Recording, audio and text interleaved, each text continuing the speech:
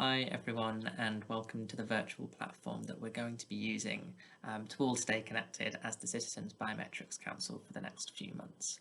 Firstly, I just want to say that I hope you are all doing okay, or as well as you can be right now, and able to take care of yourselves and those around you. And secondly, I want to say how grateful I am that you're still interested in being a part of this process and still see it as something that's valuable and important and something that you're able to give your time to. To talk a little bit more about why A, biometrics technologies are still so hugely important, and B, why having public voice on the debate around the use of those technologies is still so crucial, I'm going to let Carly and Rima say a little bit. Hello members of the Citizens Biometrics Council. I'm Carly Kind and I'm the director of the Ada Lovelace Institute. I really hope that you and your families are safe and well in these really difficult times. I just want to take a minute to thank you for your continued participation in this really important initiative.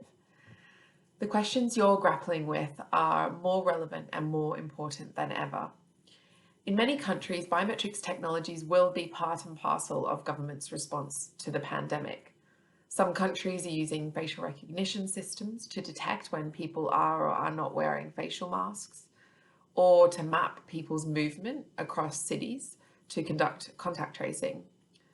Other technologies like scanners, which can detect high temperatures, may also fall into the category of biometric technologies.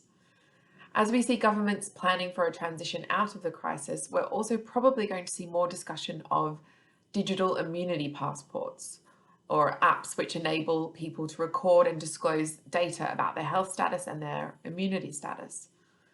While these types of technologies are still speculative or in development, it is possible that they'll integrate biometric data as well, using fingerprints or facial images as a form of security to validate one's identity. So it's vital that we have a robust public discussion about these uses of biometric data to ensure that policy and technology develop in line with public expectations and in the public interest. And you have a really important part to play in scrutinising and deliberating on these developments. We're really excited to hear what you have to say, and thank you again for taking part. Hi everyone. Your safety is our overriding priority, and so the changes that we've made to the deliberative process have been with a view to protecting it. The importance of public engagement, however, even in these challenging and difficult times, cannot be understated.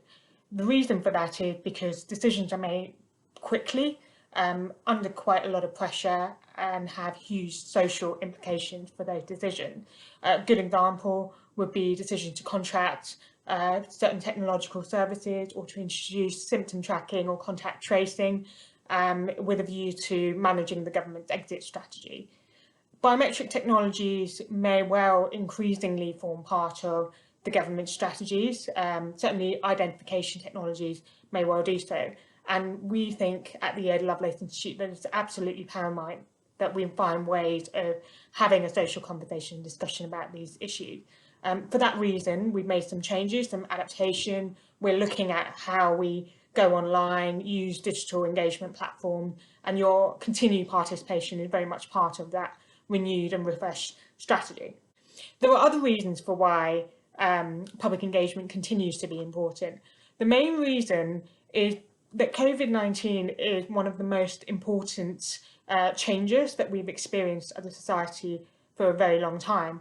That means it's transforming the way that we see ourselves, our relationships with technology, and also our relationship to each other. And technology increasingly, as we can see, is playing a central role in mediating that. Biometrics, of course, are at the heart of what it means to have an identity in the technological world.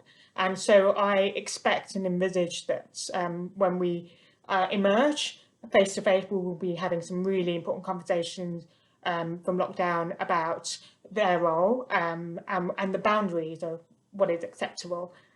You gave us a question, you left us with a question, which is what is or is not okay.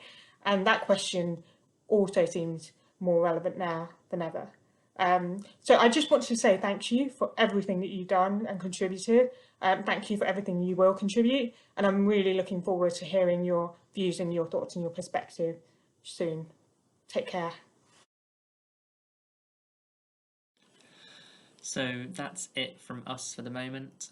We'll still be engaged on the platform. You'll probably see me in here as an observer, and I really look forward to continuing to hear your thoughts over the next few months, and all getting together again later on in the year where we can continue to talk about biometrics and you can continue to ask us questions and share your thoughts. Thank you.